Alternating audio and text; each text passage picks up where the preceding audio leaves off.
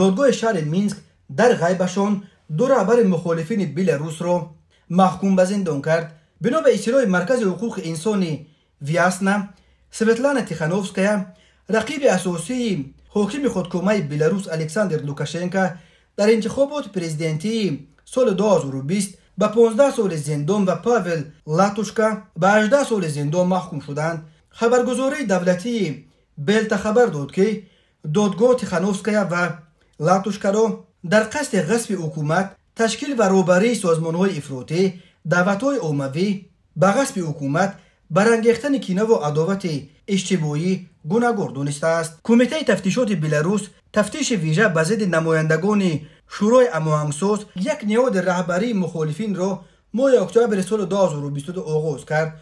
مرافعه پرونده 17 نفر سال 2023 آغاز یافت. ادوکات‌های تیخانوفسکایا و لاتوشکا خواستار قطع این پرونده به گفته آنها بافته شدند، ولی دادگاه این درخواست را رد کرد. سویتلانا تیخانوفسکایا در انتخابات پرزیدنتی سال 2020 به حساب کارشناسان مستقل بر پرزیدنت وقت بلاروس الکساندر لوکاشنکو غالب آمد، ولی کمیسیون مرکزی انتخابات لوکاشنکو را پیروز اعلام کرد که این باعث اعتراضهای گسترده در بلاروس شد. بعد انتخابات تیخانوفسکایا را تقریبا با فشار از بلاروس بیرون کردند و او حالا در بریتانیا به سر میبرد.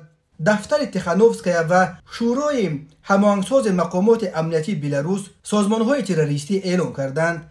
سرگئی تیخانوفسکی شوهر سویتلانا تیخانوفسکایا که تا سال 2020 یک بلاگر مشهور و مؤسس کانال استاندارد لژیزنی در یوتیوب بود، 29 ماه سال 2020 در شهر گردان در نتیجه یک اغوای مقامات در جریان جمع‌آوری امضاها به طرفداری سویتلانا تیخانوفسکایا دستگیر و ماه دکبر سال 2021 با اتهامات چون تشکیل بی‌ترتیبی‌های عمومی، برانگیختن کینه عداوت و ممانعت به کار کمیسیون انتخاباتی به 18 سال زندان محکوم شد.